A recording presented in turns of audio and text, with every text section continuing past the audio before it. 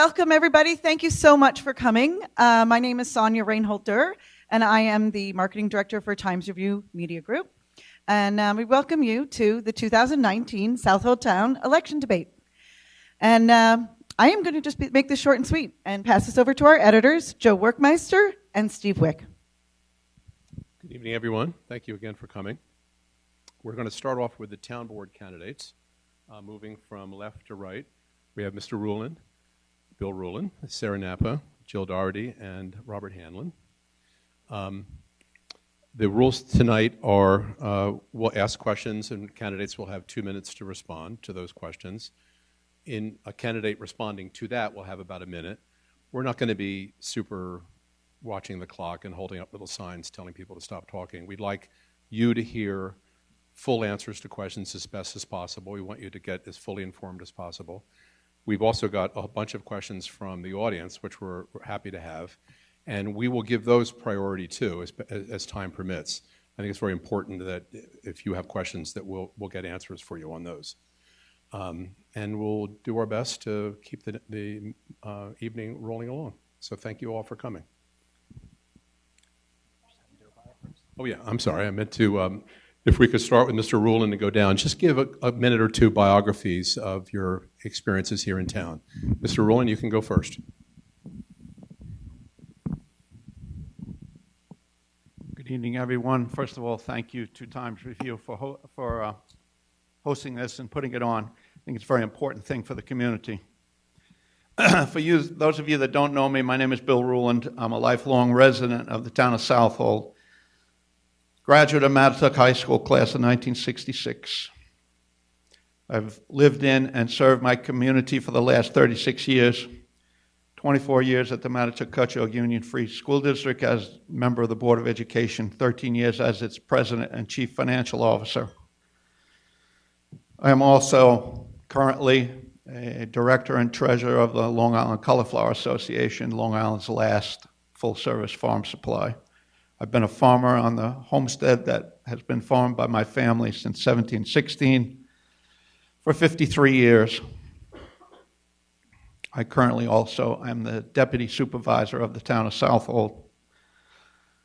I bring to this job a passion and commitment of my entire life to my community to serve, and hopefully going forward with your help and your continued support, I will continue to do that. Thank you.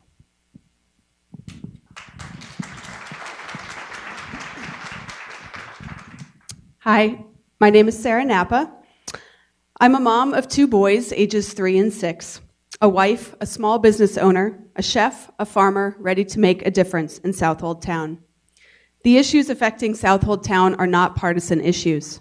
These are community issues: education, small business, service industry, tourism, agriculture, the environment, land preservation, middle-class housing, and keeping young families here. The character of this community is made up of the people and the places in this community, the small farms and the small businesses of this community. I studied farming at university and am now farming myself and deeply involved in the farming community on the North Fork. I understand what the next generation of farmers need to remain viable in Southold Town. I'm also a small business owner, and I understand the difficulties of operating a sustainable business in Southold. But most importantly, I'm a member of the community. My kids are from here, they go to school here, and I care just as much about the future of this place as anyone. I have expertise, firsthand knowledge, and understanding that I bring to the table in some of the key industries in Southold. Expertise that is currently lacking in our town government. I will give a fresh look and a new perspective to accomplishing much for our future. Our government needs to be working for the people and places of this town. The current climate isn't working for this community. When groups are pitted against each other to distract from inaction, the result is a culture of divisiveness. On the town council, I will change the culture in town hall. I will treat everyone with civility, respect, and empathy, and encourage the different groups to work together to create solutions to preserve our future. I look forward to your questions.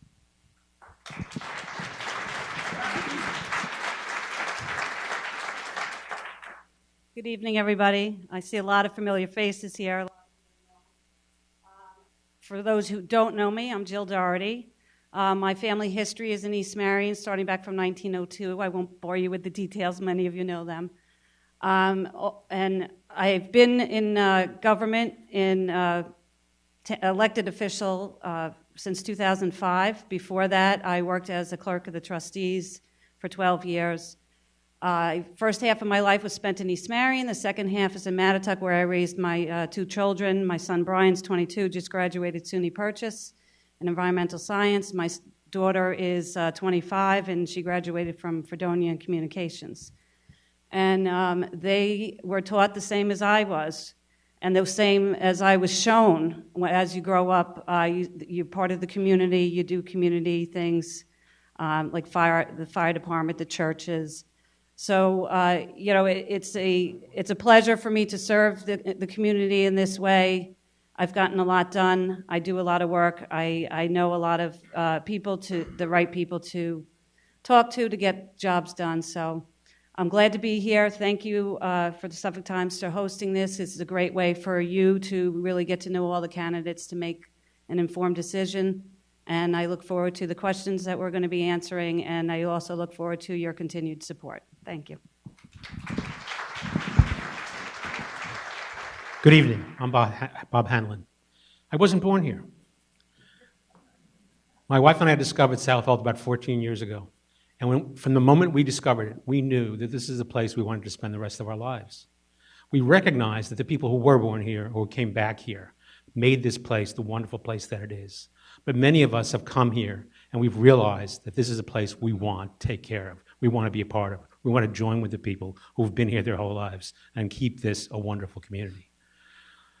Right now I serve as a fire commissioner in Orient. I've been on the board for 4 years and have managed to save $70,000 in unpaid cell tower fees and got it back with interest to keep our taxes low. When I arrived here 14 years ago, I thought I was going to chill. I was retired from my last, I think I had 3 careers or so, and I retired from my last career. And one of my bosses is sitting right in the audience there. He was my boss 30 years ago, Dick Halverson.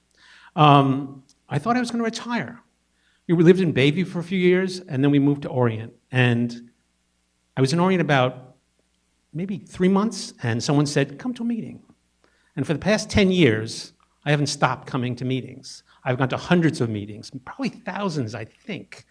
Board, trustee, ZBA, historic preservation, just about every one flavor we have.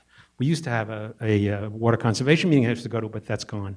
I got sucked into community service, and I ended up running the Orient Association for 4 years. I served on the board for 7 years. And I learned a lot about listening to our neighbors, listening to people who had needs and views and so on. And in that role, I realized that I wanted to try and help this town as best I could. And I worked for all those 10 years, and especially the last 7, trying to get this town to do the things that would help it continue to have the best of what it's about. And I've been doing that ever since. I've decided at this point that I'd like to get on the inside and try and bring some of those plans and those ideas over the line. Before that, I did have other careers. I worked in government in New York City. I ran a department that delivered special education services to children. I was an elementary school teacher. All of those jobs helped prepare me to do the things that we need to do here. And I very much look forward to having an opportunity to serve you on town council. Thank you.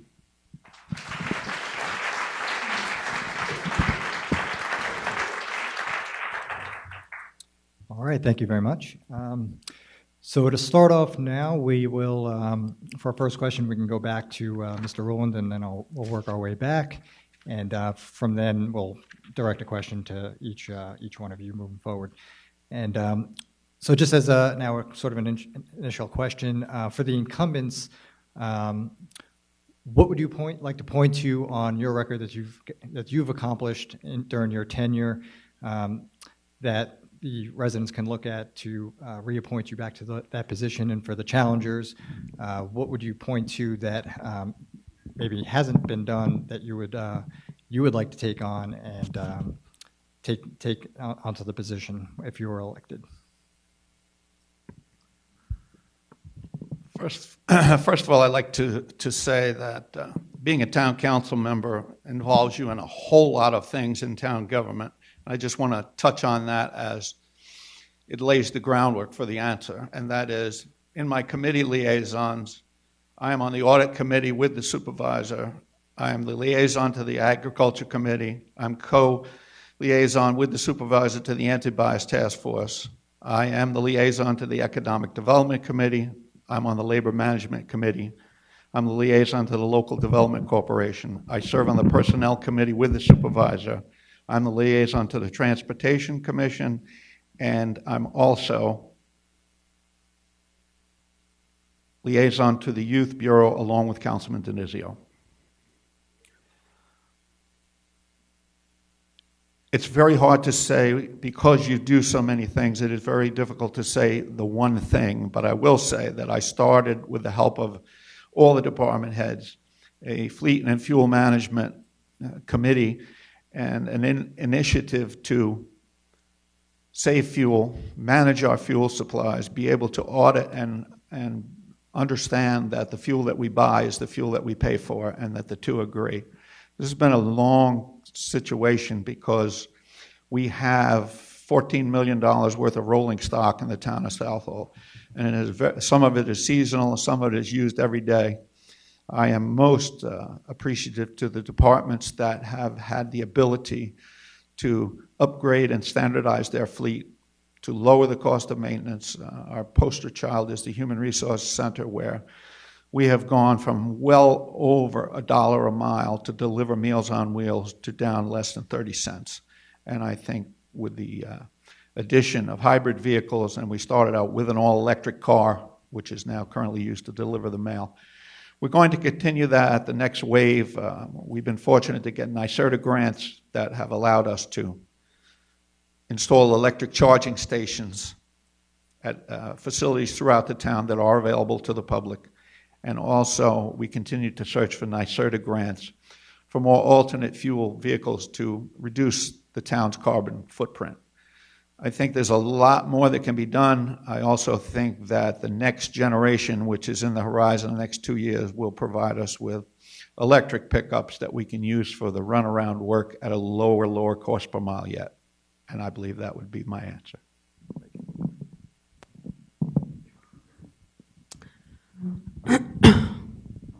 Where to begin? I feel like that there is a lot to do in Southold Town. There are many things that have been neglected for a number of years that have now come to a point where we are at a crisis. Some of these things are updates to the code that need to be looked at. We need to be expanding the committees within the town instead of shrinking them. We need to be bringing the community in, bringing people in that have expertise and have knowledge in these specific areas where we need to get things done. We need to continue to preserve as much farmland as we can, but we need to be preserving the farmer with that farmland. It is of utmost importance to keep small farms in Southold Town and small businesses. As I mentioned in my opening statement, these are the people and the places of this town. We need to be streamlining the processes to opening a small business or a small town so that we aren't paving the way for corporate ag and corporations to come in and take the place of family-owned businesses and farms. We need to be making bigger strides and more steps to preserving our environment.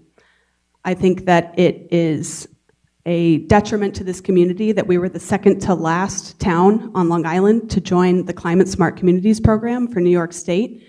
And joining it is just the first step. There's a laundry list of things that we need to start looking at and start doing now to preserve our environment. We also need to be making some serious steps to solving the affordable housing crisis. And I'm not just talking about young families starting out, but senior citizens retiring as well. There's so much work to do, and the board can't do it alone. I want to bring in members of the community, expand our community groups, our committee groups with people in the community, and bring the right people to the table to get these problems solved.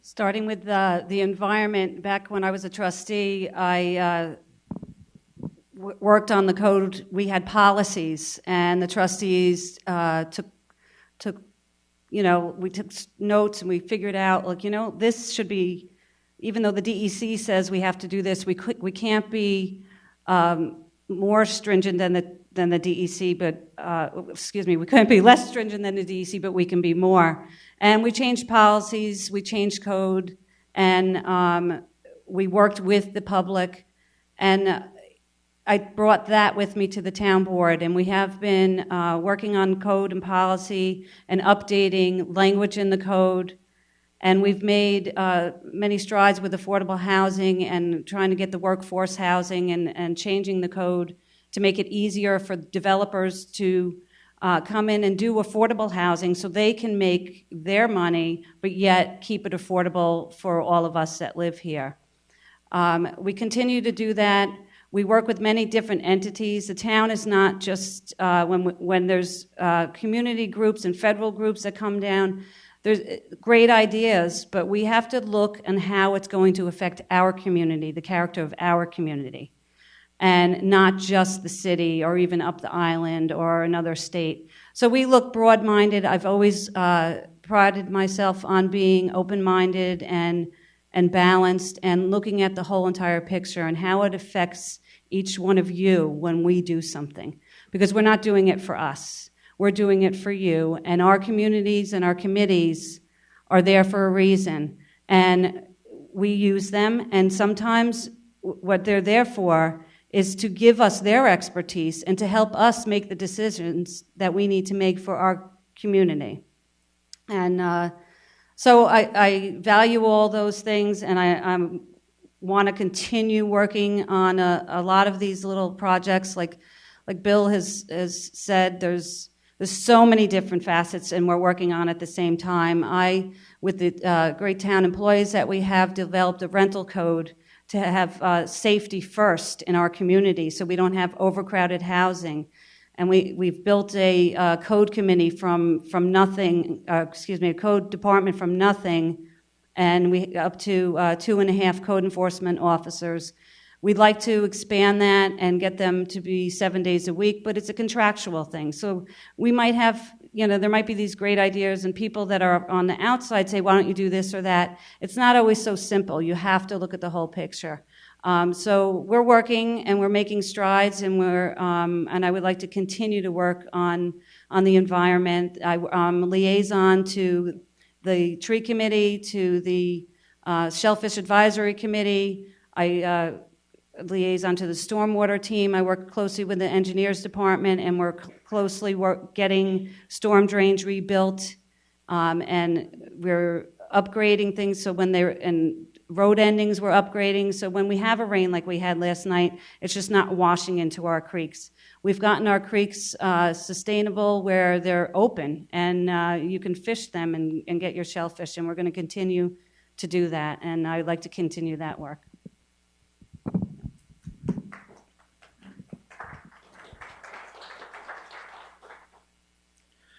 Because I haven't been on the town board doesn't mean I haven't accomplished anything. A few years ago, the Metropolitan Regional Transportation Council had a brilliant plan to divert traffic off I-95 and run it through Route 25 through Southold. More tractor trailers coming over the ferry and running through the town. The civics group rose up and said, this is insane. And we went to a hearing, we stormed the place, we lobbied them, and within a week, it was repealed. The governor repealed it. The town eventually joined us in saying, well, yeah, that's probably not a good idea. But it was led by the community groups. We did that. A year later, there was a plan to double the size of trailers coming through the town, to have tandem tractor trailers coming down Route 25. We fought that too, and that died. Without any warning, New York State decided to put up massive highway signs at the ferry. And they had 4 of them. It looked like a Burma Shave commercial. And one was about 8 by 10, the others were like 6 by 8, and they ran along the road. And again, no consultation with the town. The civics groups rose up and said, these have no place in this community. They were down within a week. Wastewater. There's been a grassroots movement to try and get wastewater through the Suffolk County Board of Health, and where it has to work, and it's happened. It's happened because there have been community groups working on it, not-for-profits working on it, and the community groups joined in that the battle to try and get that pushed through, and it has been accomplished, and we now have effective, innovative alternative wastewater systems. Those things have to be pushed forward. We've pushed them forward in the community groups, and it now has to be pushed forward through the town. The town basically has stepped back and done nothing about it. The town has the ability right now to mandate certain advanced wastewater systems on all new construction. It has the ability to assist people who are trying to upgrade their systems, who live on creeks and near the bays, so that they're not polluting every day when they flush their toilets. There are grants available, but there's a gap, and there's a gap that we can fill, and this gap is money well spent. If we do this, we're cleaning our bays, we're taking nitrogen and bacteria out of our waters. Veterans Memorial Park was closed over bacterial flow this year. If we had better wastewater systems, that wouldn't happen. The county's plan is a 35-year plan, most of it voluntary. We can step it up. We can move it faster. Every time we replace one system, that stops polluting. We can replace hundreds of systems. We can't replace them all. They're targeted. We have to focus on those that are most critical to the waterways, but we can do that. House size. 3 years ago, the Oregon Association came up with a list of critical issues that was of great concern to the community. Right now in Southold, you can build on a 2-acre lot, and a lot of our zoning is 2-acre in the town, a 22,000 square foot house. That's half the size of the White House. On a 1/4-acre lot, you can build a 5,000 square foot house. 5,000 square foot house is a big house, but it dwarfs a 1/4-acre lot, and it dwarfs the homes near it. And right now, there is no size limitation in Southold or in Riverhead. Every other town on the East End has put size limitations on housing. Even East Hampton, Southampton Village, Sag Harbor, they all have limitations. We don't. And little by little, we're seeing modest homes in modest neighborhoods disappear. They're being bulldozed and people are building to the max. They're building to the max because if they put up a fancy house, they can do a rental, get high seasonal rates, and it's worth their while. And many of these people are not people who are committed to the community. They're speculators who are trying to make the most out of their money. We can put a housing size limitation in tomorrow. Now, I'm not really saying tomorrow. We really do have to think it through. It needs experts, it needs discussion, it needs planning. And we have people who've already done most of the legwork on how to do it. And they presented it to the town. When we presented it 3 years ago, the answer was, it's not a crisis yet.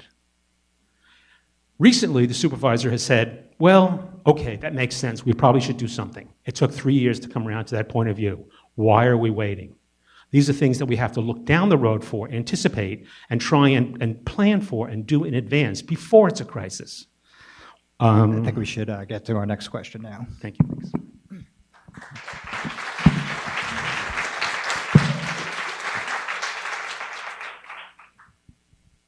Picking up a little bit of what you were saying there, our next question will be focusing on water quality issues, which are obviously continue to be a hot topic in Southold Town. We'll start off with Ms. Nappa. You can answer this first, and then we'll continue in that order. Nitrogen pollution and advanced septic systems are something that continue to be discussed not only on the town level but beyond in the county. How should the town approach trying to implement these septic systems and the challenges that come with that? And what else can be done, do you think, in terms of issues, water quality issues that need to be addressed? So yes, as you mentioned, the county does have a plan that everybody in Suffolk County will have to move to an IA system by 2050. So when we start talking about this and we start mandating and people get very nervous about what this is going to cost and what this is going to mean, we are going to have to do this by the county's law by 2050. So I feel like this is a case where instead of being the second to last town in Suffolk County to do this, we should be a leader in this. I think that we should really look into mandating these systems on all new construction. I think that we need to look to the areas on our coastline that are the worst offenders and start targeting those as our next step. There are grants available at the state and the county level to assist with the cost of putting in these systems. If we have any failed systems as well, as Bob had mentioned, we have septic systems that literally are washing in and out with the tide. I mean, this is horrendous what it's doing to our bays. we need to be looking at those areas and other areas that are critical upgrades. But the reality is that this is going to be mandated by 2050, and we need to be the leaders. We need to be the ones taking the steps to preserve our environment. We are on the water. We have the most to protect, and we need to be taking those steps now.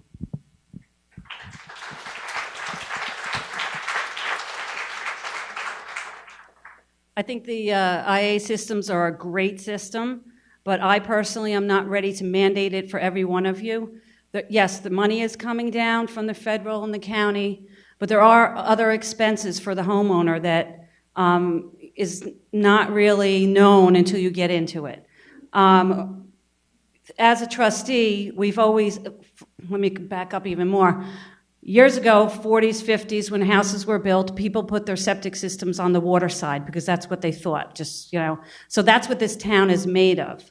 And as time goes on, and as somebody comes into the trustees, we try to educate them, and we mandate they mandate that they can get, if they can get their septic system 100 feet away from the wetland, then that's what we do. We've been doing that for years. Currently, the trustees do have the authority to mandate an IA system in areas. They're great for certain areas. I feel that I've been looking into it. I've been talking to the installers. I've been talking to people that have them. There are complications with certain brands. There are costs that they didn't expect. The town is hosting a meeting with county officials to talk about the grants, and we do have one of the installers coming, and that's on November 14th at Town Hall, if anybody's interested. I think we need to educate people more. I think we need to make them have their decision, and like anything new, you need to give it a few years. There's been some failures, but for mostly it's a good system. But I don't think it's government's job to tell you how to spend your money. And if we can keep working on getting grants and getting the money and getting the costs reduced, the more systems that go in, the costs will go down. So we just want to make sure everybody knows what they're doing and educate them before we start mandating. There might be come a time that we mandate them everywhere, but I think we need to grow into it. There's other things that we do for water protection. We're constant. It's not, you have to hit it on all different angles. And there's other systems that people can use, and then we're increasing buffers on waterways. We have a stormwater code that we developed a few years ago that we didn't have, maintaining all your runoff on your own property. So there's a lot of things that we're doing. And as I said, through our volunteers on the Shellfish Advisory Committee, we're able to test these waters. And we might not have the creeks open yet because the DC hasn't opened them yet, but we have the cleanest creeks out of the East End. Can we do better to make them cleaner? Of course we can, and we're working on that every day.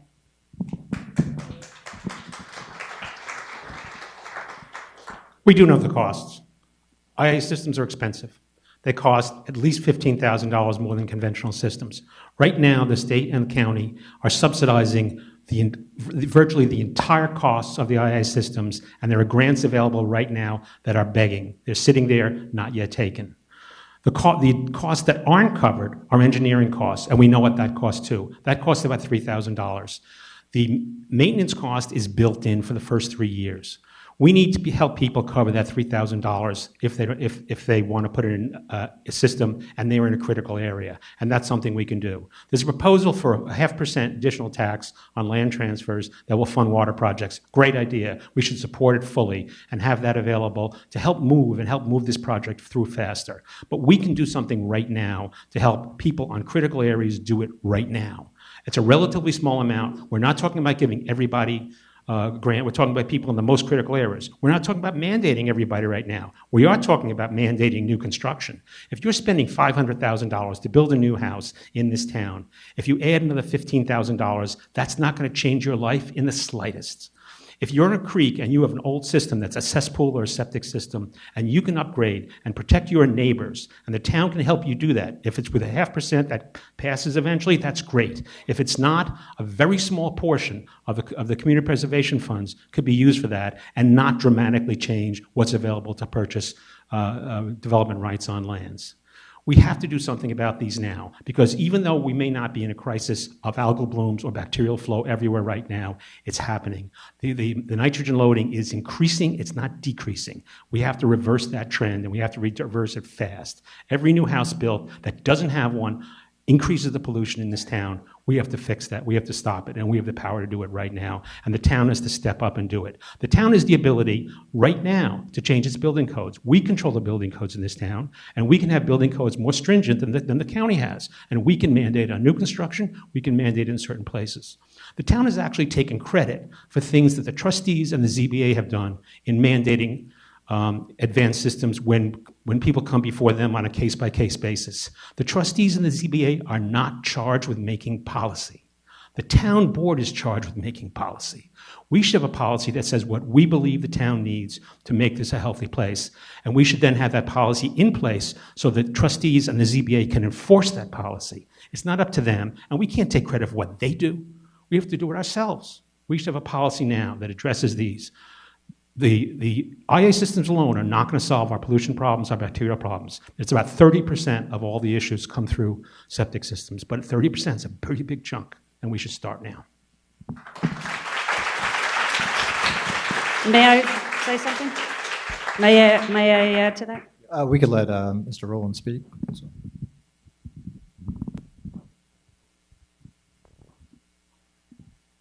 Could you repeat the question? We've gone off in the weeds. Yes, the question was related to the nitrogen pollution in advanced septic systems and how the town is approaching those implementations and other issues related to water quality that you think need to be addressed. First of all, let me say right up front that I am not willing to raid the Community Preservation Fund for anything. Its intended use is preservation, and we need to preserve more to keep the density down. We have that ability when we preserve that to transfer the sanitary credits to the hamlets, where we would like to see a greater density and more population. And I think that what needs to be part of this discussion is another way of looking to find revenue to support these types of ideas. The IA system is a rather new idea.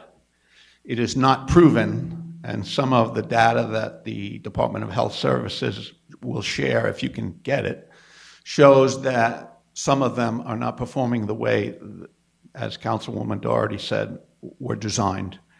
I think there's a learning curve there, and to ask people to spend that kind of money on a learning curve, I'm not sure that's prudent at this time.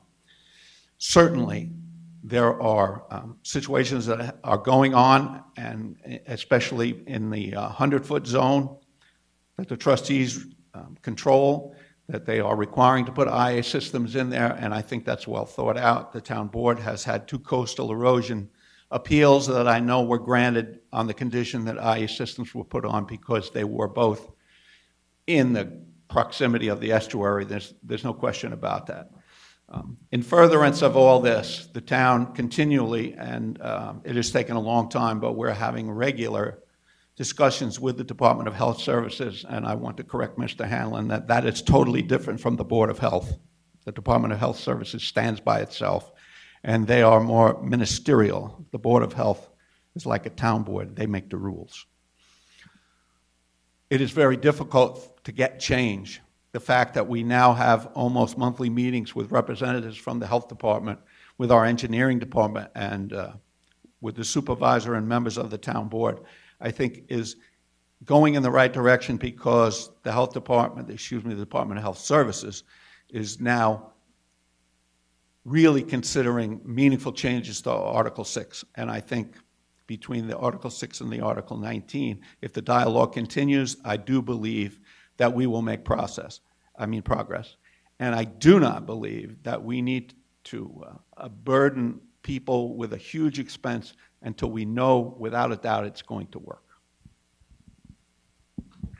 Would like a 1-minute rebuttal? I just wanted to touch on a couple, explain a little more. Mr. Hanlon said that, you have the engineering cost, but you also have your plumber cost with it, whatever that might be, and it's different for everybody. And the Board of Trustees are an elected board, and they do have policy. They can make their own policies.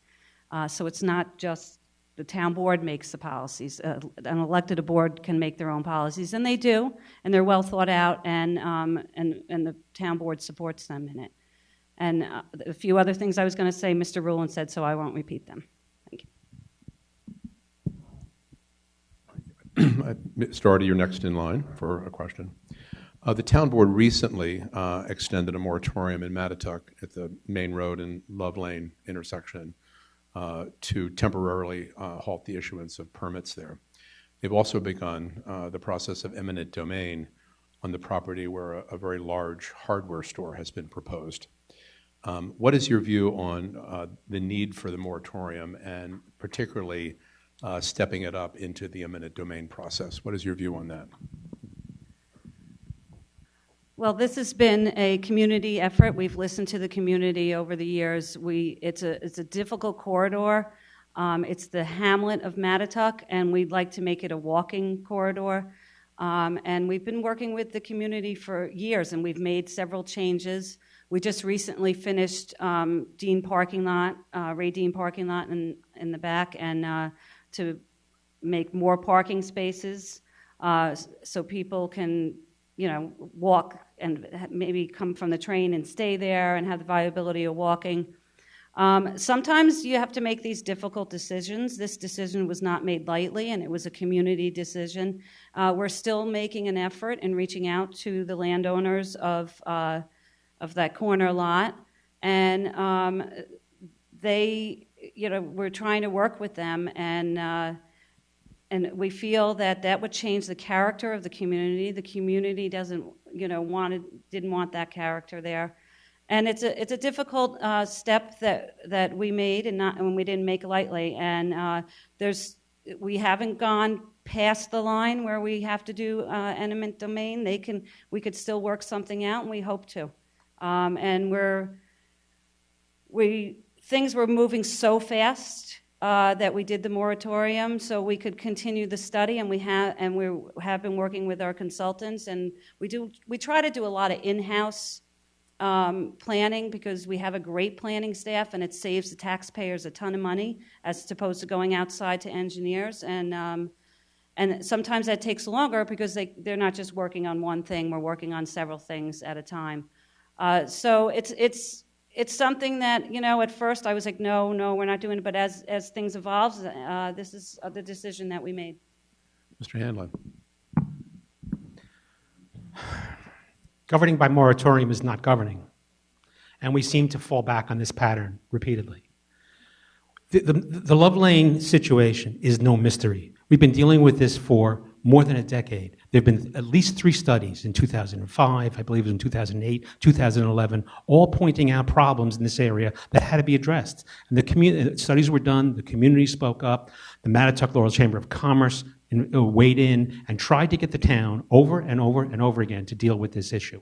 And the town just pushed it down the road. We knew that lot was there. We knew that building on that lot would create further problems. We knew that lot was for sale. And the town made feints toward buying it back in 2005. And it went nowhere, and it just failed. And we waited until we actually faced a crisis. And that's the problem we constantly are dealing with here. We run down the road until something turns into a crisis, and then we turn around and say, what do we do? Well, we're not sure. Let's impose a moratorium. The Winery Moratorium was very similar. We had the same kind of situation. Things seemed to be getting out of hand, at least in some aspects. What are we going to do about wineries? We need a moratorium. That's going to solve the problem until we can figure it out. We have all the signs of things coming down the road. We face challenges, and we have to anticipate those challenges and plan and make decisions before we hit the critical point. The moratorium there shouldn't have had to happen. We should have dealt with this in 2005 or at any point between now and then, and we haven't done it. It's great that there's a traffic study going on. It's likely they'll come out with some proposals. It's likely that something may get adopted, and that's all to the good. But the problem is we shouldn't be governing this way, because this is not governing. This is letting things happen to us. And one of the problems with these kinds of things is when we don't make policy in advance, when we lean on moratoriums, when we lean on eminent domain, which are extraordinary measures, we put ourselves in a situation where we're prone to litigation, and litigation is a crapshoot. We may lose those kinds of things. We end up making settlements that aren't based on town policy and compromise significantly what we're going to get. And that happened in one of the development projects that we had building housing in here. We can't govern by moratorium. We have to govern by policy, looking down the road and planning.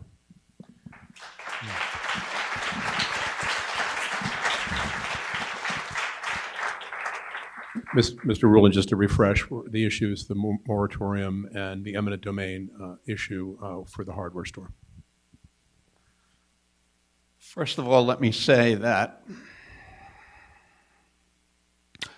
to Mr. Hanlon's comment, to buy anything, you have to have a willing seller. And as long as I've been on the town board, there has not been what I would call a willing seller. There were agreements that were entertained by the owner with other parties that did not include the town. And the town, when we were ready at the table with the help of the county, the willing seller chose to sell it to someone else.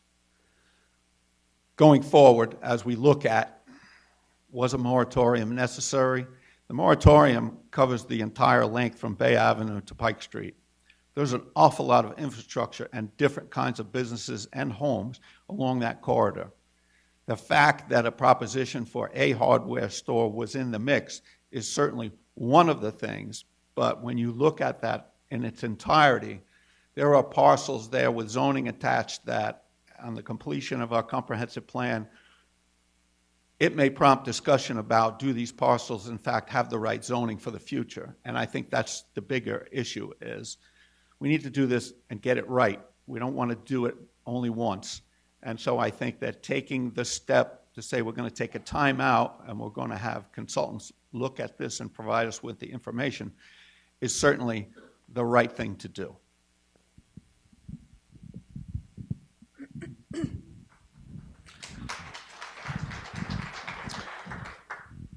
I feel that this is another example of a lack of planning by this board.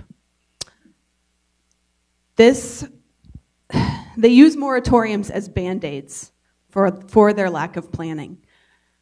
I'm not talking specifically about this moratorium, but in general. Just because someone submits a site plan that you don't agree with, you can't put a moratorium on it. They should be seeing these things before this is happening. This parcel has been flagged as an issue since 2005, and this town board has had no vision and no planning to do anything about it. It has been available for sale twice in the time that this administration has been in power, and they have done nothing about it. In order to keep Southold, they are doing nothing.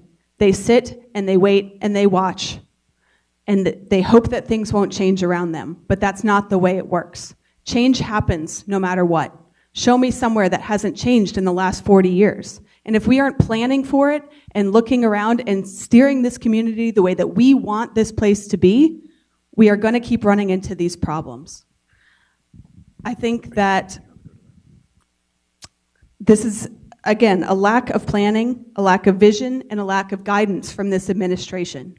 We need to be more proactive in our government.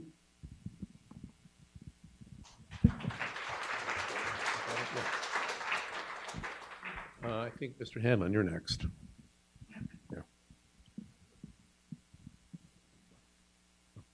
Ready. Apartments.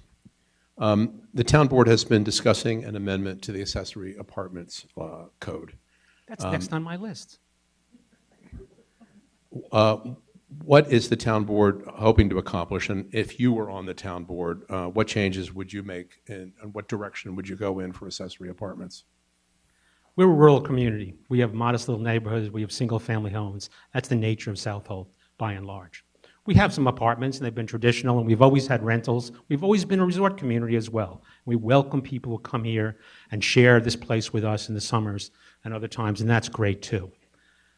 But we don't have affordable housing. And when I say affordable housing, we're not talking about poverty housing. We're talking about middle-class housing.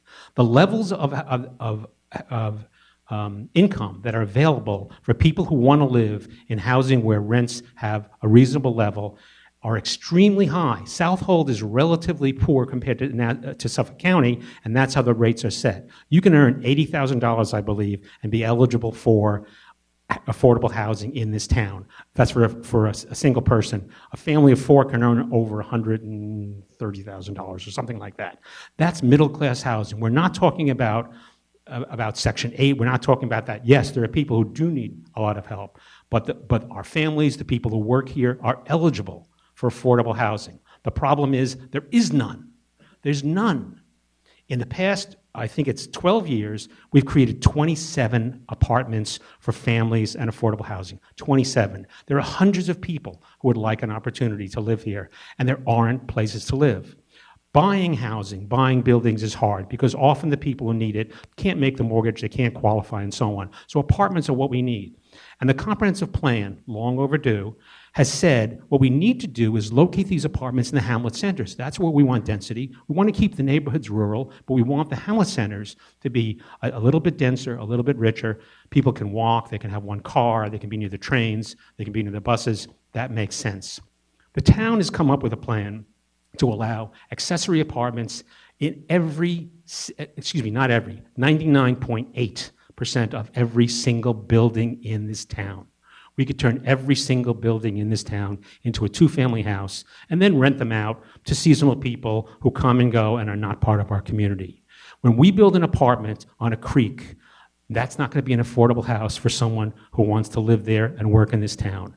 That's going to be someone who's coming in on a seasonal basis for the summer and pays a hefty price and leaves and is not part of our community. We need to concentrate them in the hamlet centers. The programs that have been put together and proposed don't do that. The comprehensive plan begs to put the apartments only in the hamlet centers, and the proposed legislation puts them everywhere. We also can create a situation where we can encourage affordable housing. Greg Dorosky has come up with a proposal to consider a way to help people finance on a revolving basis the cost of getting an apartment set up in their home or in their garage or barn. This would encourage people to create those apartments in the hamlet centers if we gave those low-cost loans to people if they needed them to get started on that. We can do more with affordable housing. Vineyard View is a good idea, and it seems like it's going to work and help a bit, but that's 50 units. We still have hundreds of people who want to live here. People who work in this community here travel long distances to come here often. Why can't they get an apartment nearby to make them able to live here more comfortably, get here more easily, travel less? That would be a great thing. If we had those apartments, that would be good. But all we see is housing prices going up and no apartments being created. When housing prices go up, it doesn't help a single person who stays here. It only helps people who leave. We have to find ways to make affordable housing here in apartments in hamlets. Thank you.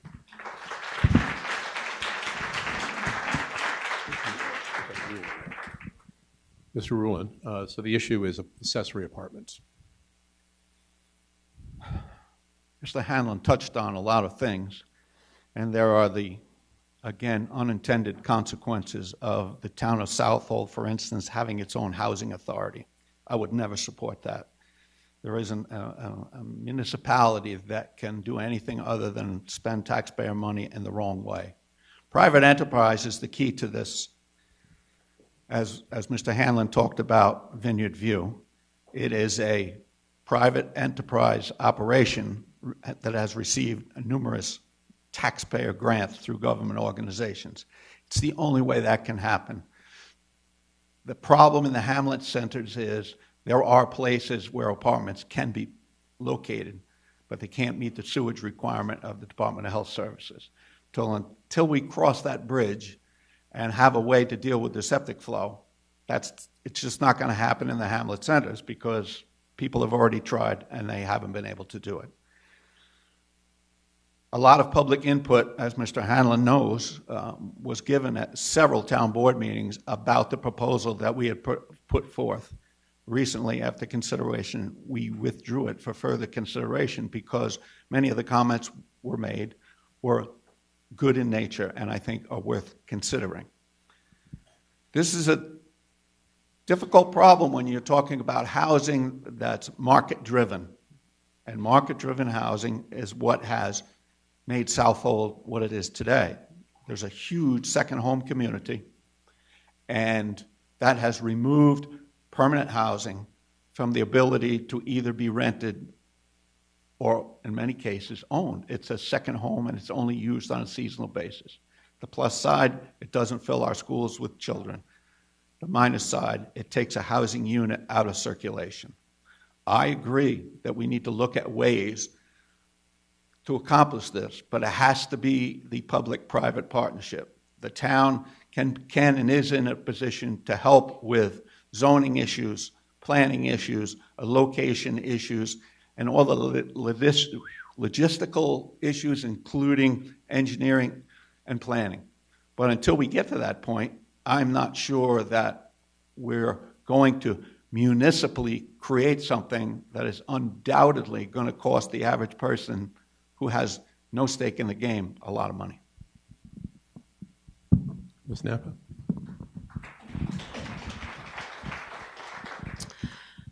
I feel that this is an issue where this administration points fingers in order, instead of coming up with solutions.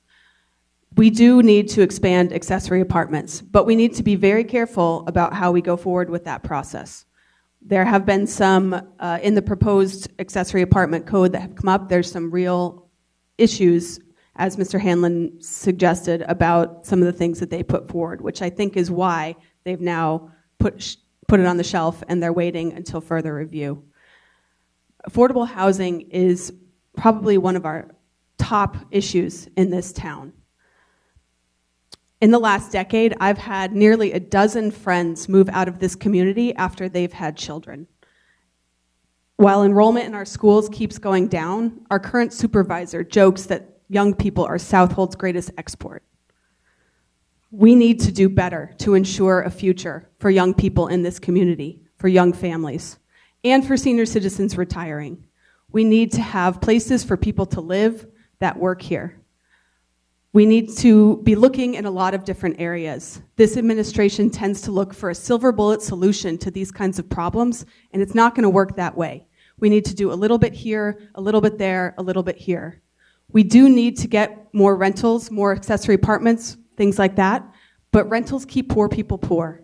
We also need to be looking into repurposing existing buildings and also into some condo communities that are affordable in perpetuity, that give young people the opportunity to get on the ladder so that they can go in, pay their mortgage for a few years, build up equity, and then sell that place to move into something else. We need to be making these steps in order to keep our young people here, keep families here, and keep this community thriving.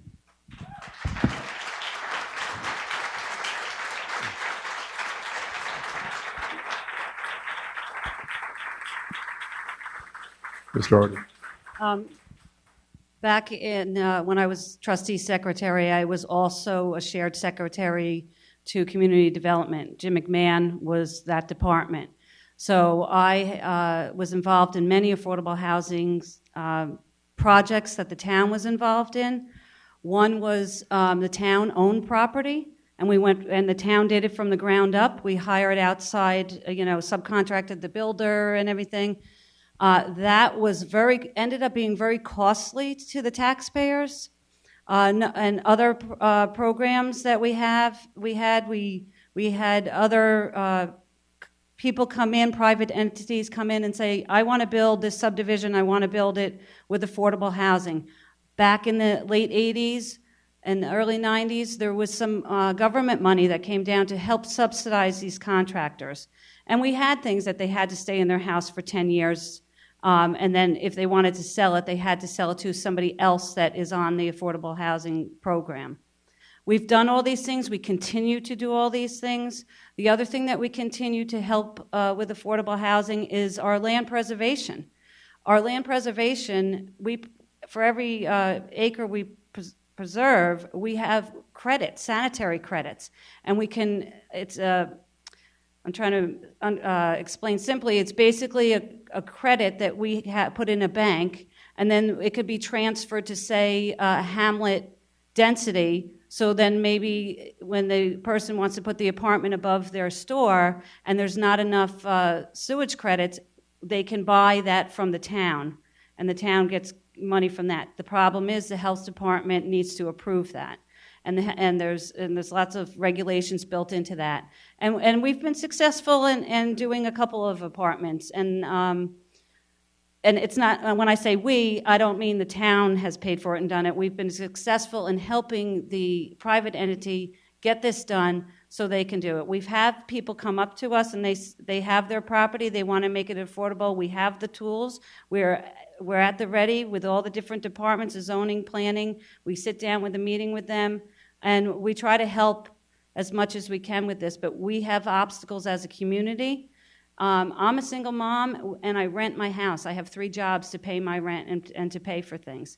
Most people have to do that here, and it's unfortunate, but it's the community we love, and we do what we can, and that's why I'm passionate about this job, because I live it, I've been through it, and I know what works as far as how involved a town should get in affordable housing. A town should not be using taxpayers' money to buy land to do their own affordable housing. We have to find ways that we can partner with private entities, and we have to continue working with the Department of Health and get these, Article 6 changed to make it easier and make it affordable and profitable for the construction and the private entities to come in. They need to make a living too, and then we can all live here and our children can live here. So we continue to do work at all these angles, and we're making strides, and it's hard because you're working with county, state, federal. It's not just town.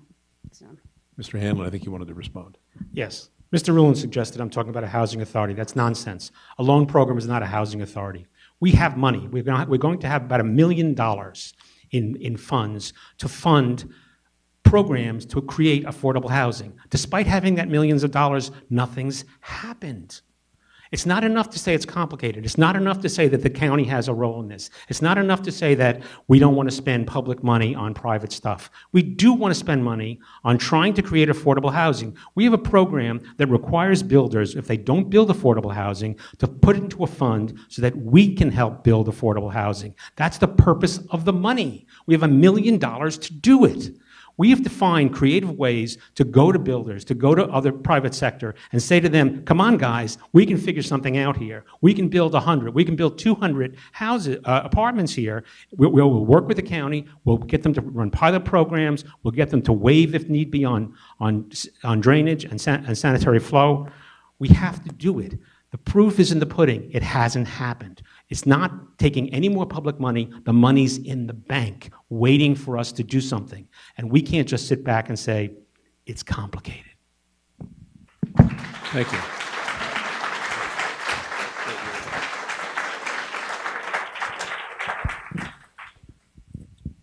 All right, we do have a lot of some good audience questions here, so I would like to get to one of these from the audience. So we can go back to Mr. Rulon to start off. So this question is, how do you plan on improving the enforcement of the Airbnb regulations? Are there alternatives to the current law being considered? The Airbnb problem has been a significant problem, and like so many things, it's not as easy as would one say. We did adopt a code that makes a 14-day minimum rentals law in the town of Southold. That took us down the road to actions in Supreme Court on more than one occasion where, in fact, the town did prevail against the owner. These are very difficult things because I'm sure everybody knows about due process. And if someone is accused of something, I think that they would want due process. Due process takes a long time, and We had to, at the time, have outside counsel, but we felt strongly that if we were going to make our code stick, that this is what we had to do. Today, we have 2.5 code enforcement people. We have and continue to have summonses being issued for people violating the code. They have due process as well. There were several that were recently adjudicated in justice court. I believe they resulted in a fine. Going forward, some people have lobbied that they'd like to see the code at 30 days. Others have lobbied that they'd like to see it at 7 days. I think 14 days is reasonable. We rely an awful lot on neighbors who make the anonymous complaints to say that this house needs to be looked at. Due process also indicates that code enforcement be allowed to come into the house. They just can't enter without a search warrant from a court, and a judge doesn't normally issue unless there's some type of really illicit activity going on. So we have to use creative ways, and we are, and I am not going to mention them because of the venue that is here and the fact that we really don't want to tip the hand of what we do in law enforcement. But I do think the budget will, going forward in another year, may well produce another code enforcement officer. We have a new fire inspector, we have a new electrical inspector, we have a new building in the building department. All these are certified code officials, and they are all now working together. When they visit properties for one thing, they're on the lookout for something else. And it has resulted, and oh, by the way, we did increase our town attorney, the prosecutor's office, to 3 full-time attorneys to prosecute these cases. And with their help and the help of code enforcement, I believe that slowly we're moving in the direction where we're going to be able to make our code stick.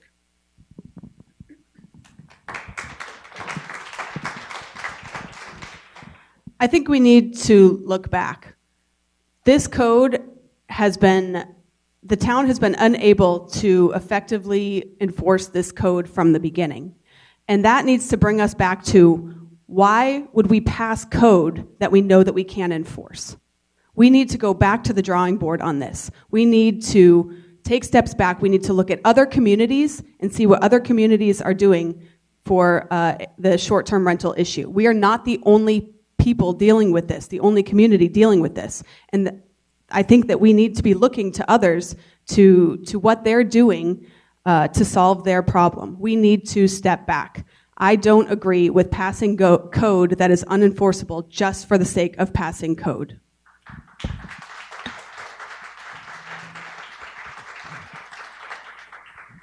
In developing, we never had a rental code in this town. In developing the rental code, what I did is I researched all the other towns. I researched towns upstate, what their issues are. I worked with the town attorney. You can't just pass a code and say no Airbnbs. No, there's, like Bill said, there's due process. Since we've passed the rental code, now we're getting an idea of what's actually out there. We had no way of guessing how many rentals were out there, what's year-round, what's summer, what's winter. We are getting that idea now that people are actually coming in, applying for their rental codes. The inspection is happening. They're bringing their apartment or their house up to safety standards. So that's a good thing. It's a safety thing for our community, our fire department, our EMS that go into these houses unknowing what's going on. I can sleep better at night knowing these houses are safer for them to go into. This rental code is working. It takes time. We've had a lot less complaints in the last 12 months. The building department has stepped up. They're a little, overwhelmed, but they're getting it done. They're turning things around. And this is working. The community likes it. We're getting feedback from the community. And it gives another tool for our town attorney's office to prosecute. They can now go knock on somebody's door and say, do you have a rental code? And before we couldn't ask that because we didn't have one. And there's a lot of research, and you can't just have somebody call up and say, I got my neighbor, they rent it every weekend, and then we give a ticket. No, the officer, the code enforcement officer, the police officer, the town attorney's office has to have the due process. They have to have the evidence, and it takes a while to build these cases, and they're working diligently. And like Mr. Rulon said, we've hired fire safety full-time, and he can also inspect code and for rental codes and everything. We're making progress, and we've tweaked the codes here and there. We have more staff, and we're not just relying on the neighbors calling in. We're doing our research, and like Bill says, I'm not going to get into the details of how they do their research, but we have progress. We have more tickets being written. We have more compliance, which is really what we want. We want to educate, and then we get the compliance. And I would say most of it has happened that way. And there have been a few that we've had to take to court, and we've had to take to Supreme Court. The two that we have taken to Supreme Court have, we've won, and we've got substantial fines which can go back into the program. And we are updating our data list. So each day we're doing better and we're getting it done.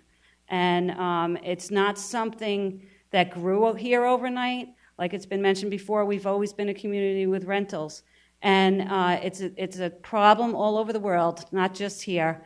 And we have to be careful what we do and the character of our community. We want to keep it that way. And we're getting there, and we're listening to the community, and it's a group effort, and we're making the changes as we go along, and it's working.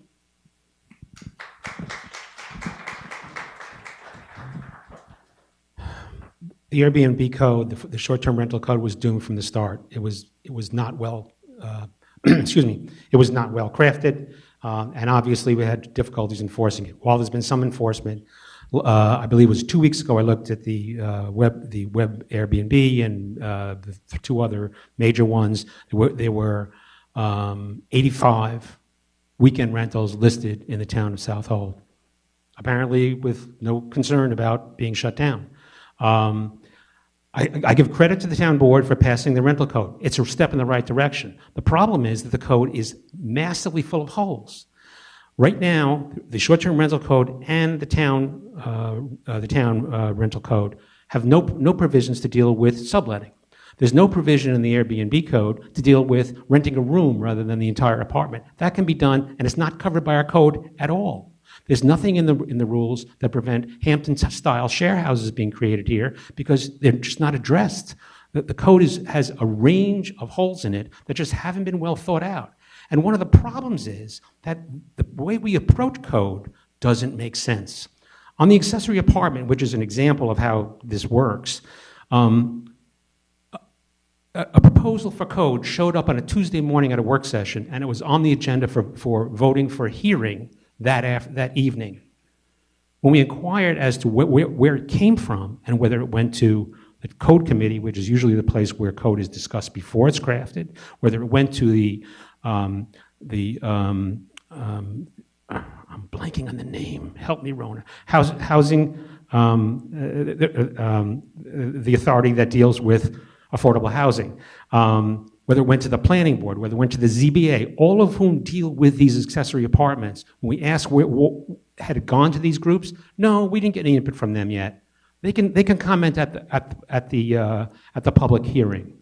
We're going to have a town committee come to a public hearing to have their first input into how code is made. We drafted the rental code, we drafted the housing code without really thinking it through and looking at all the consequences. Other towns, communities have dealt with short-term rentals. Some of them have solved those problems. Some of them have failed. We have to look to those other places to learn how to draft code better, how to craft things, how to figure out how to do it well. There's going to be problems. Obviously, there's a ramp up on housing on the rental code. It's going to take a while to get everyone to register. When they do, if we revise it, if we craft it carefully, the very act of advertising in itself could be the basis for revoking a permit. If you don't have a permit, you can't rent. Real simple. Pull the permit, you're out of business. You get fined if you try and rent and you don't have a permit. There are ways to improve these codes, but we have to do the code planning and crafting more carefully, more thoughtfully, and learning from the people who could teach us how to do it better. Thank you. I think we're up to Ms. Nappa. This is a question from the audience, but we want to get in as many as we can. The question is, please speak about the future of farming in Southold Town. Specifically, there's been a lot of discussion in recent weeks and months on allowing breweries and distilleries on farmland, what is or what isn't right. But the audience, question from the audience is speak to the future of that.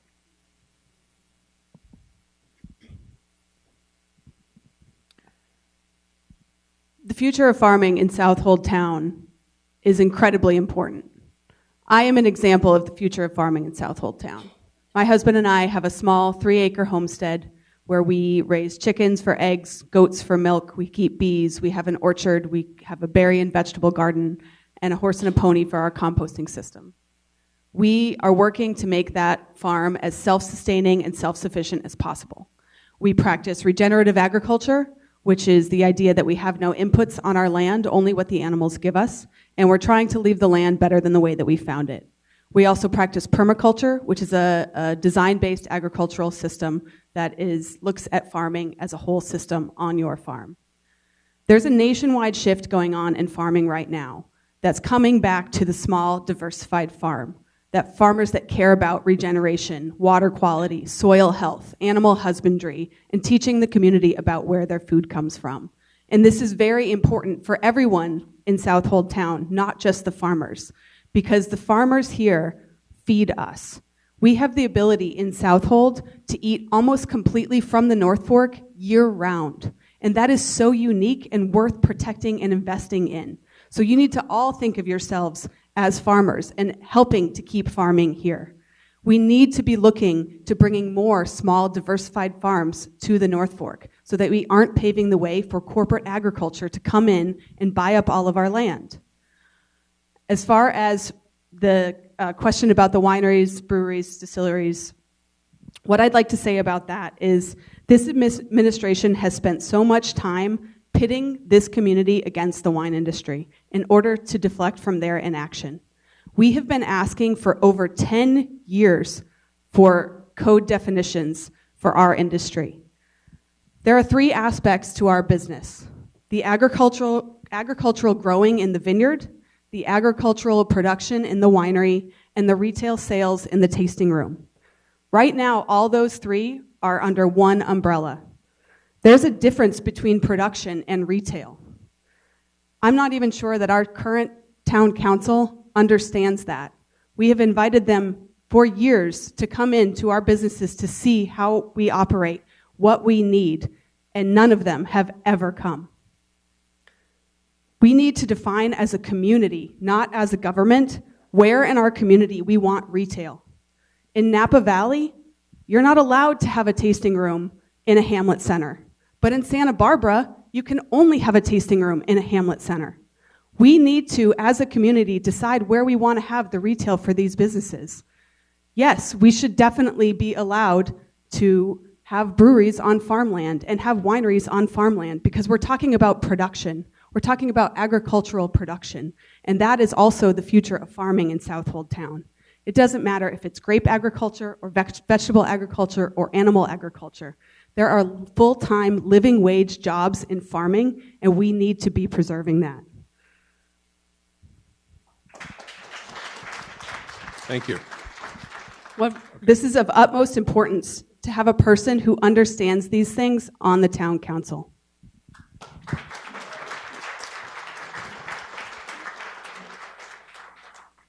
If you're talking about breweries and distilleries on farmland next to residents and opening tasting rooms, I don't think we need a bar in every residential neighborhood, and I don't see how that part of it really lends itself to agriculture in preserving agriculture as far as the land. We have land preservation that we do, and I think that the town board actually just recently changed the law to allow on-farm processing. And we work well with the agricultural committee. The agricultural committee is made up of local farmers. And we look to them and for their guidance. And we've worked on a lot of codes, and it's taken us a long time to have meetings, and we've come up with a lot of different codes for the nuances of what's coming, up in this town. And so we've been working on that, and we've changed things as we come to consensus with the community. And we got to be careful of how we define these things, because on-farm processing is one thing, but serving it and opening tasting rooms to people coming along, it opens up bars. How far does that go? We have to be careful of our resident areas. We have zoning in this town, and they're allowed to be in certain areas. We do need to, like I said, we changed the code to allow on-farm processing. The town board has gone to a lot of these farmers. Jim Denizio went to every one of those farms that people came and said, the farmer said, come see my process. He went to every one of them. And I had gone to a few, Bob Gossio's gone to a few, Scott has. But also we've gone all our lives. I grew up out here in the community where we would change, like my family would use their expertise, nursing and sewing, and we would help the farmers, and they would give us food for payment. We understand on this board what this is about here, and we're working diligently with the farming community, and there's more work that needs to be done, and we need to keep working on these definitions. We just passed where oyster farmers can sell their product now. So things take time, because you have to try to look for the unintended consequences when you make these definitions. Mr. Hanlon. I've been to almost every Ag Advisory Committee meeting for the past 2 years. And for the past 6 years, they've had a half dozen issues they've been trying to get the town to pay attention to. And it's dragged on and on and on and on, and nothing happened. And in the past 3 months, all of a sudden, we have on-farm processing, and we have oyster roadside stands. Two relatively straightforward pieces.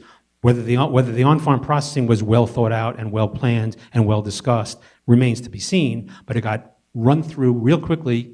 I'm not quite sure what the timing is about, but it happened this year. But the farmers have been waiting. The farmers have been trying to get things done, and they have several other issues that they're trying to get through, they're still struggling with, and they seem to move very slowly as they negotiate with the town. We need these small farms. This is what makes this place special.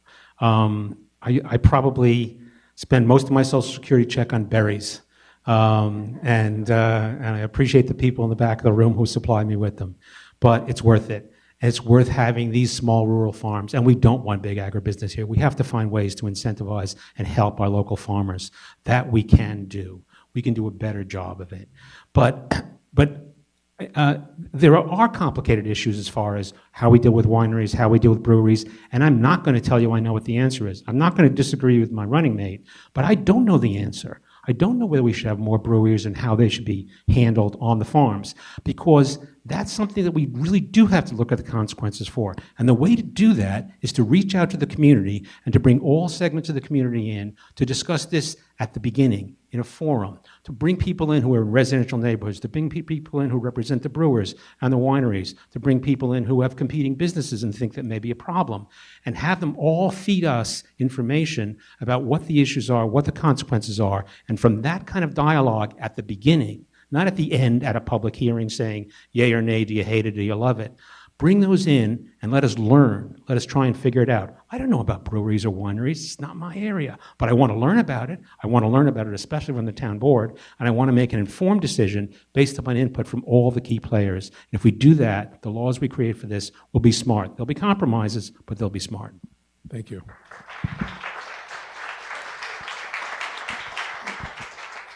Mr. Rulin.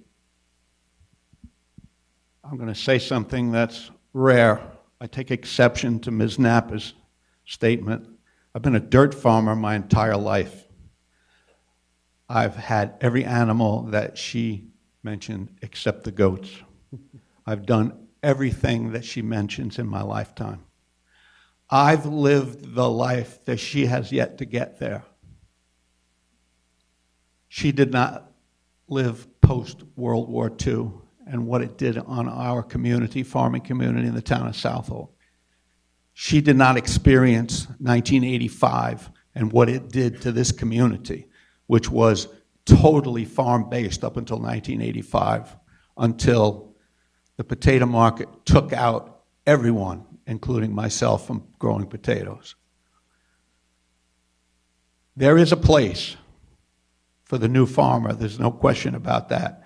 But if Ms. Nappa thinks that I don't understand either what she's talking about or the terms that she's using, she is misinformed. I take it personally. Each one of us, no matter what we do, come from somewhere. I come from Mattatuck, and I grew up on a farm. I knew the challenges of the farm, and I knew the challenges of the community to my life to this point. The young farmers face challenges that, yes, we did not face, but we faced our own. And one of the things about the farmers in the town of Southold, no matter who they are, is they are resilient. They will find a way. They will find a way to move on. They will find a way to adapt, to do what it is that they want to do, to either further themselves or further the community or the industry. It is true that the shift is now to small farms. I'm a small farmer. I'm not a big farmer like we used to be, but I'm still a farmer. As far as drinking establishments on residential and agricultural property, at this time, I just can't support that. We've had enough problems with certain drinking establishments that have been more than enough for the residents who live in these areas. Going forward, yes, there are going to have to be looked at, but the word retail was mentioned, and we're in an era where we're having a hard time separating production, processing, and then what's the next thing? Is it sold out in a tanker load and that's the end of it, or is it wanted to be retailed by the glass that used to be this big and now it's this big? I think that these things pose tremendous challenges to the residents who abut these things. Certainly, agricultural production is encouraged, but when you're talking about the brewing industry, it is very difficult for a small farm in this area to grow all the ingredients themselves, and therein lies the problem.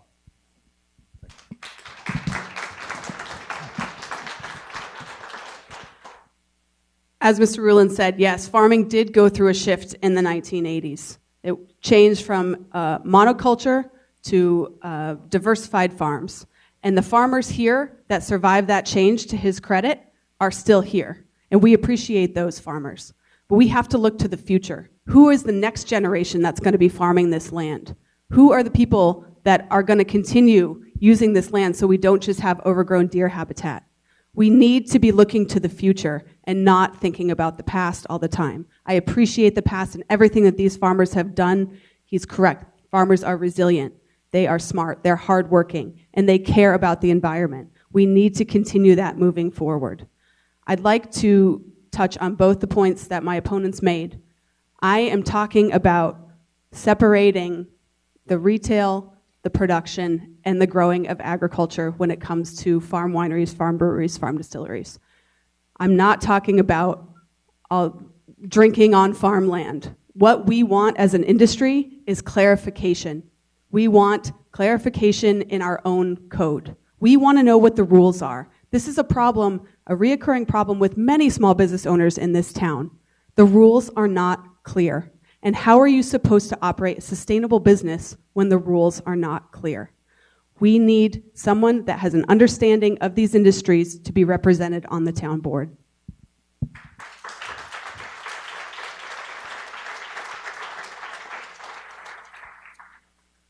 Thank you. For our next question, we'll go to Ms. Dougherty. And committees have been a big topic in their role in decision-making process related to the town board. How do you see the the way the town board has incorporated committees, and would you like to see more of that, and would you like to see more people come out to serve in those roles, and how would you get more people to take on those roles?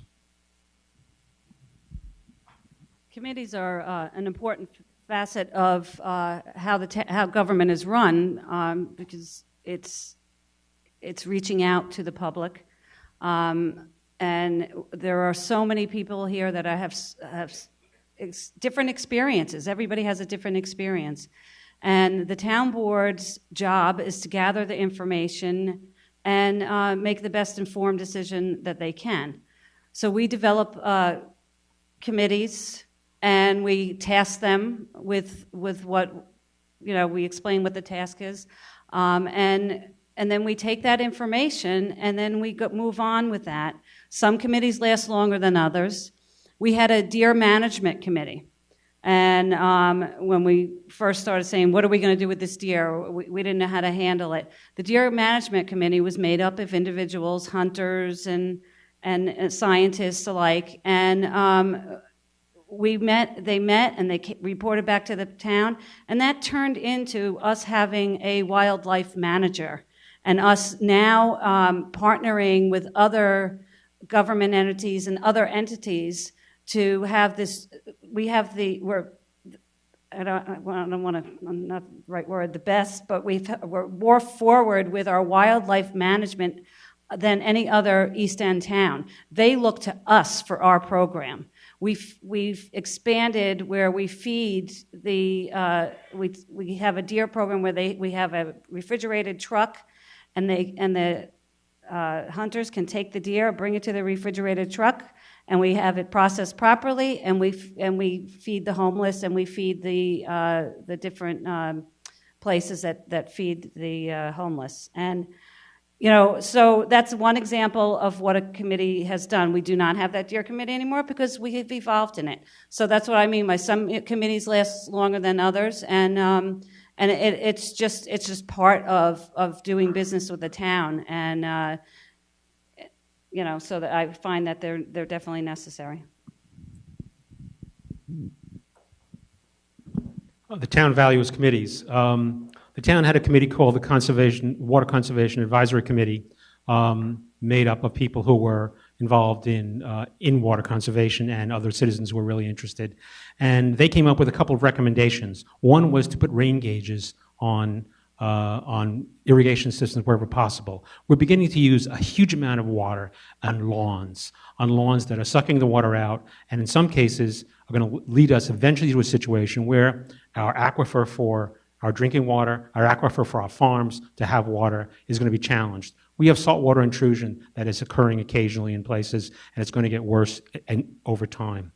We don't have a drought right now. We haven't had one in a while, but it's coming. Sooner or later, you have it, and we have no provisions in place to deal with these things. So the Water Conservation Advisory Committee came up with a couple of suggestions. One was to encourage the use of rain gauges, and if possible, to partner with local businesses to try and encourage them, irrigation companies, to foster the installation of rain gauges. Why are we pumping water on a lawn in the middle of a rainstorm? There's no provision that prevents that from happening. Another recommendation was the town has wells where it uses wells to irrigate its own properties, necessarily so. Obviously, ball fields and things need water. There's no meters in any of those wells. We should at least know what we're using here, so if we get to a situation where we have a problem, we can deal with it. We can decide whether we're going to cut back on the use of the water and so on. We know how much water we're using. They had one other recommendation I can't quite recall. When those recommendations were discussed with the town board decided, never mind, your job is done, the committee's disbanded. That's not relying on committees, that's ignoring committees, that's deciding committees don't have a role in giving input to the town and trying to guide us as we try and plan going forward. There are numerous committees that are out there, and the role they play is sometimes limited because there aren't members, and the town complains, well, no one signs up. If no one signs up, is the town reaching out? Is the town going to the community groups and saying, I need a rep from your group? Is the town going to the chambers and saying, I need a rep from your group? Is the town beating the bushes to say, we want input from the people in this community about how we should do things? This is your community. You should have a voice. We can't just say, the committees don't function because no one volunteered. If they're not volunteering, there's not enough outreach going on.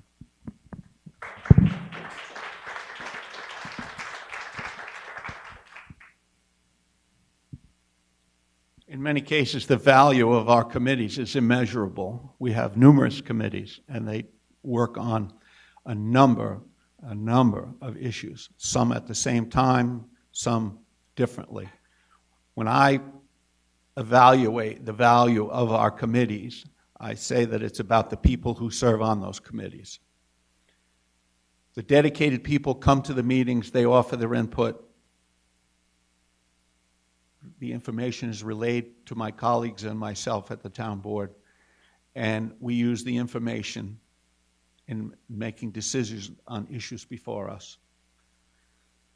There are times, though, and I will say without reservation, that there are times when something comes up that there is not enough time to run this through a committee, and where a town board must act, and it must act quickly.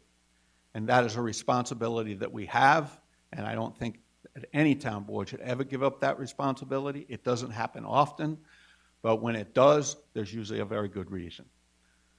With regard to the Water Conservation Committee, there's a bigger issue in that two people of the committee at the time worked for a local company or were connected with a local company that provided consulting services in those areas.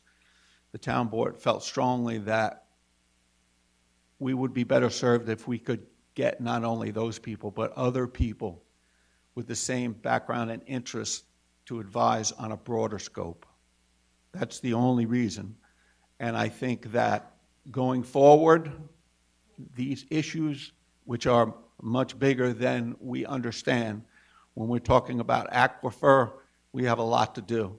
Just the fact that we can pull back the ends of our road ends and recharge the stormwater so that over time it will become potable is a huge thing. And quite frankly, if any of you are familiar with Nassau County, they have pumped all their effluent into the sea for the last 50 years, and now they have saltwater intrusion everywhere because they don't recharge anything. And that's problematic. I would not like to see that here. That's one of the reasons that we've committed so much money for stormwater mitigation. The town enacted Chapter 236 that has to do with stormwater and what must be done when you build a home or retrofit a home or remodel a home as it pertains to not only retaining your stormwater on your property, but recharging it as well. As I said, the committees run the gamut from A to Z. I think that for the most part, there are good people who serve. Lots of times, though, it is difficult to get people, and to Mr. Hanlon's point, we advertise. I don't think that it's right to go to a certain organization and handpick anybody. I think that you need people to stand up and say, I am willing to do it. A willing person always seems to give you better service than one that was conscripted. And if anybody was in the Army, they'd know that.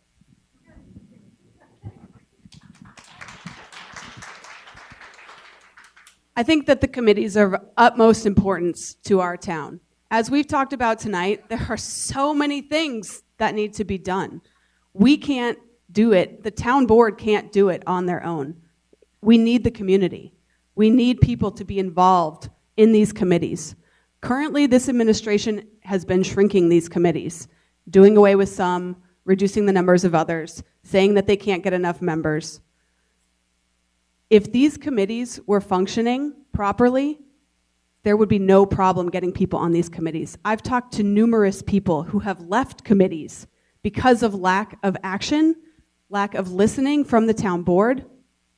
The Agricultural Advisory Committee has been working on this processing code for 7 years. Those committee members are so fed up. Nothing has been happening. Shellfish, roadside stands for oyster farmers, 6 years. These people have been meeting twice a month for 6 years to put something into the code that is the equivalent of somebody selling eggs outside of their house. We need to be listening to these committees. We need to be bringing the right people into those committees, coming up with the solutions, bringing all members of the community in to have these conversations. The town board needs to be relying on these committees, and instead they're consolidating power and only using a top-down approach.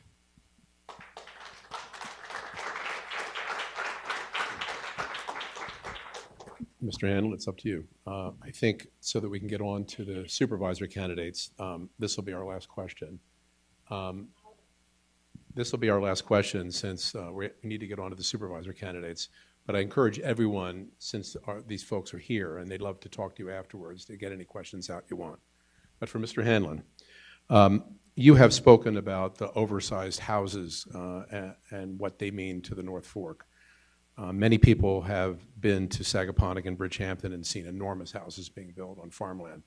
What is your, if you were elected to the town board, how would you address that issue, and what is the issue?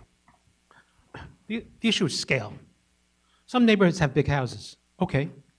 Many neighborhoods have very modest houses, and that's okay too. And what we ought to be thinking about is trying to make sure that the houses in our community are in scale with the rest of the houses in our community, in our neighborhoods. If we have a neighborhood that's made up of 2,500 square foot houses and someone wants to build a deck or an extension on it, sure, build it a little bigger. Build it 125% bigger than the house you have now or the other houses in the neighborhood. Don't build it 300% bigger. So scale is one of the things that can be used to keep houses and neighborhoods, letting them grow organically, letting them change modestly, not restricting people overly, and yet not destroying a neighborhood. So scale is one part. Another part is overall size. We don't need to replace most of the houses in this community with McMansions. So we need an overall building size limitation as well. And that's almost always tied to the size of the land. So all of the other towns that have done this have created a sliding scale based on the acreage that you're using, and they have caps on it, and they have exceptions. They have ways to deal with, various non-conforming lots and things of that sort. But using two measures, scale and lot size limitations, we can create a code that will let people build extra rooms, that will let people expand, that will let them put decks on, and yet not destroy a neighborhood by putting on a house that's totally out of character. If you've driven around this town, you've seen a couple of neighborhoods where all of a sudden there's a monster that shows up on the block. And all of a sudden everyone looks around and said, what happened? What happened? Two of those, and the neighborhood is no longer the same, especially if those houses aren't going to be lived in by people who want to be in the neighborhood. So there are mechanisms that do it. I'm not an architect. I'm not a planner. And again, the way to do it is to go back to the professionals. We have good planners. We have architects. We have people who have committed to this already. We have volunteers in various organizations. And each of the civics groups has had people who've come up and talked specifically about how they want to do this. We can put together a forum. We can get people to come up with the ideas. We can show it to all the people. We can shoot down all the bad ideas and work out the problems and figure out what doesn't work and what creates complications. I don't know the answers. As I said, I'm not the expert.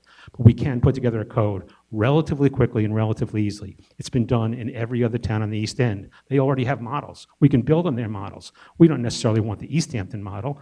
Ours is a little smaller. We'll work on make sure that ours makes more sense for our town. But we can put a model together that will work without any great difficulty. Thank you. Mr. Rulon.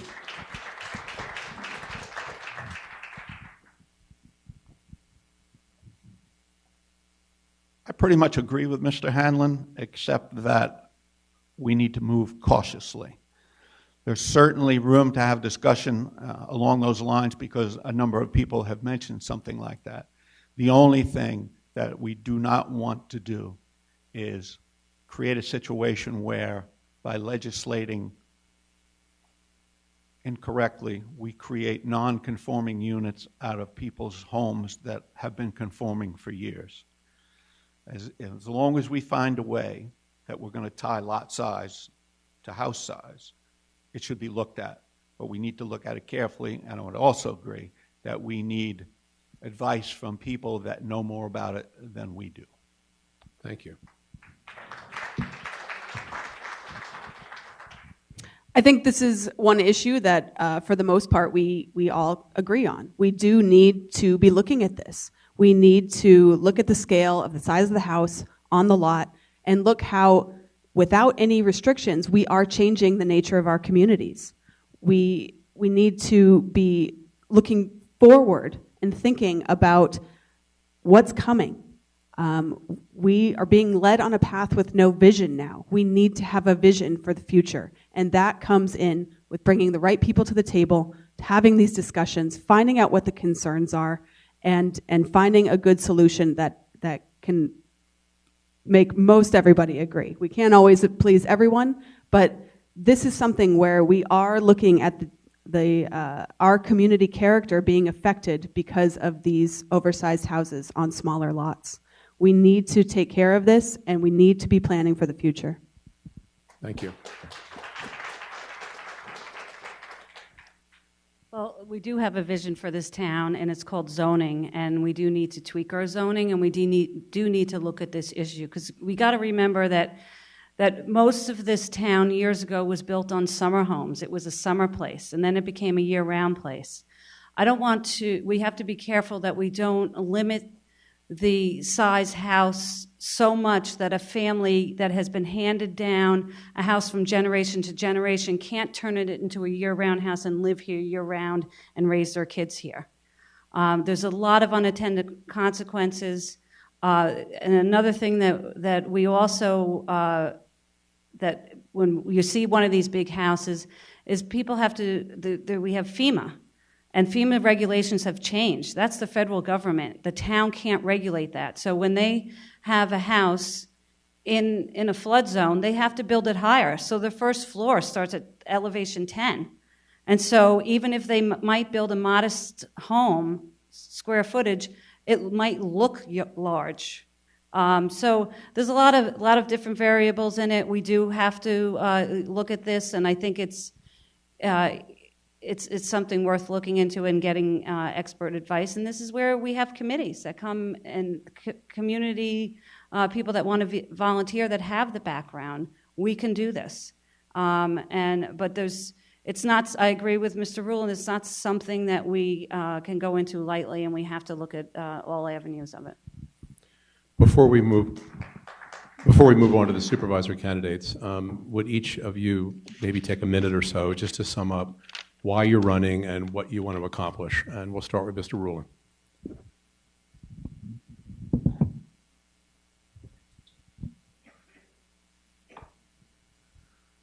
I'm running because, number one, of who I am. I'm someone who has lived here their entire life with roots that go deep that my wife tells me she'll never pull them out. I'm running because I care about the community that I live in and the people that live there. I want people to understand that all that we've talked about tonight, there's agreement and there's disagreement. There's no question about that. This is the world that we live in, and this is the part where sometimes you get things done. Listening to people, discussing with people, and maybe you agree and maybe you don't. I'm only going to take exception to one thing, and that was Ms. Nappa's remark aimed at me that said I don't treat people with dignity and respect because I am a member of the town board. If anyone knows me, they will know that in my entire life, I have never treated anyone disrespectfully. I treat them like I would want anyone else to treat me. Sometimes it doesn't happen. I don't respond vindictively. I'm merely telling you that it appears my opponent doesn't know me. As I look forward, it's been an honor and privilege to serve.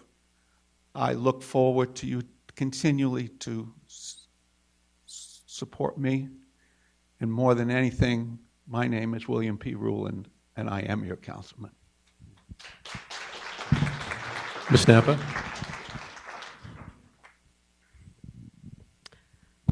Thank you for having us here today. Thank you all for coming. We are being led down a path with no vision. I have a vision and a plan for our future. The conversation starts here, at the local level. I will change the tone at Town Hall.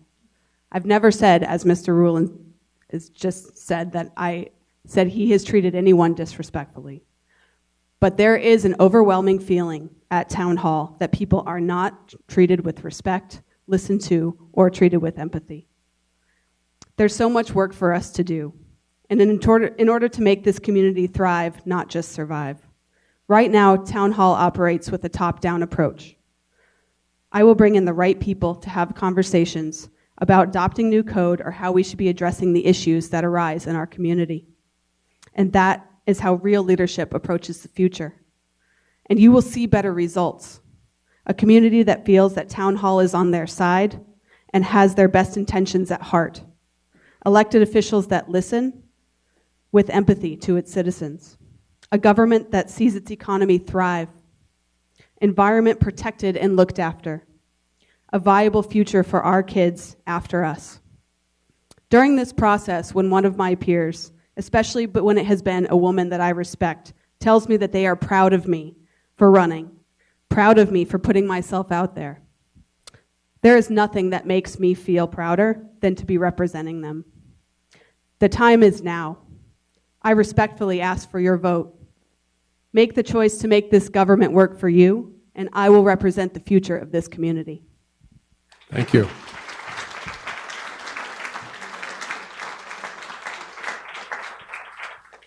First of all, my opponent just said we disrespectfully treat people, and I've known most of you in this room, and I think you know that I'm not that person.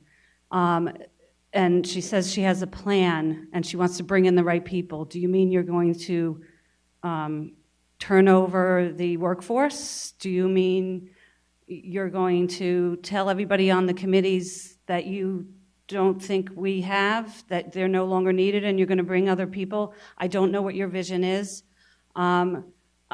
I grew up out here learning what the community is and the different aspects and working with everybody. Most of you who know me, you know my grandmother, Lois Thorpe. She was an integral part of this community in East Marion. She wrote the East Marion column for 25 years. Everybody knew who she was, and she taught me diversification, and my father told me you treat everybody with respect, and you listen, and you work together, and that's what I do. And growing up, I became part of the community. I've been in the Mattatuck Auxiliary for 30 years. We've had my families in the fire department, police departments, not in this town, but they've been taught that you volunteer and you're part of your community.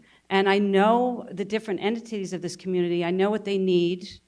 They come to me, they respect me, and they're comfortable coming to me and saying, you know what we need this, or we need that, how can I help, how can I do?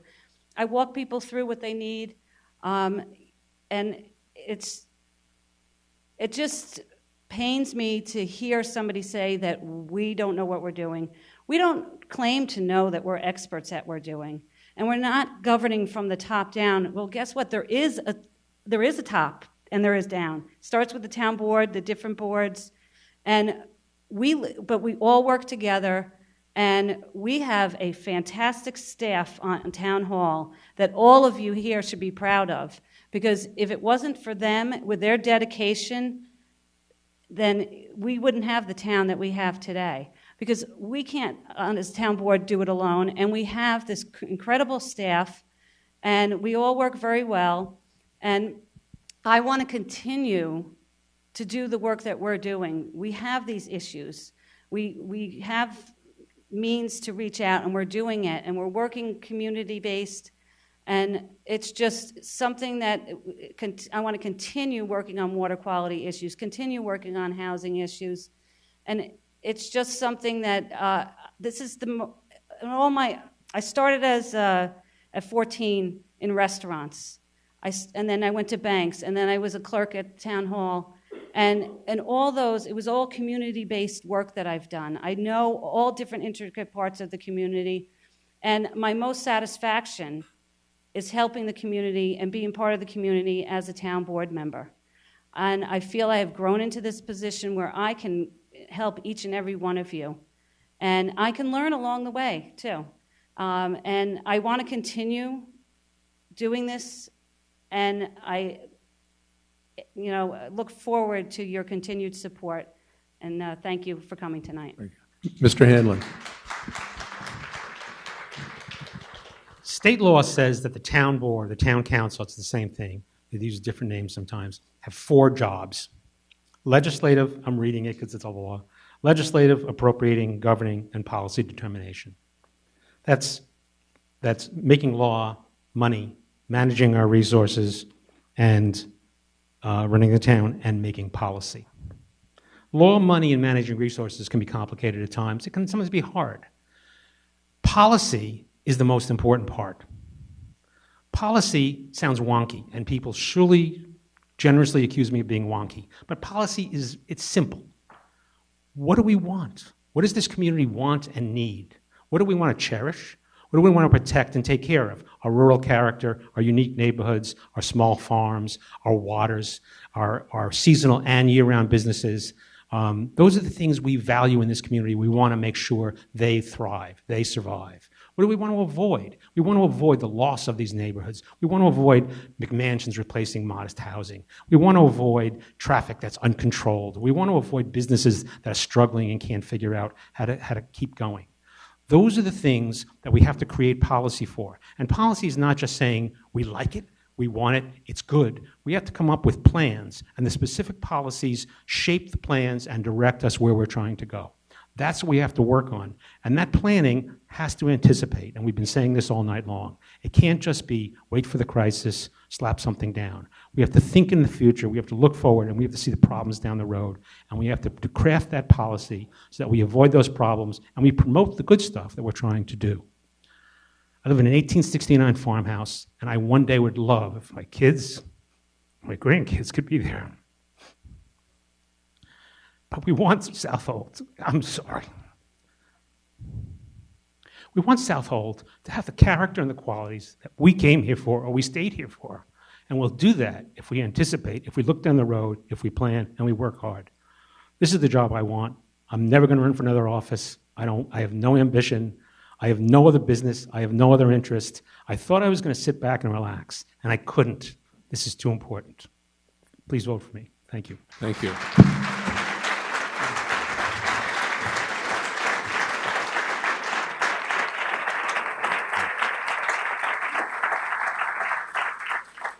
Thank you all. We'll switch now and have Mr. Dorosky and Mr. Russell come up.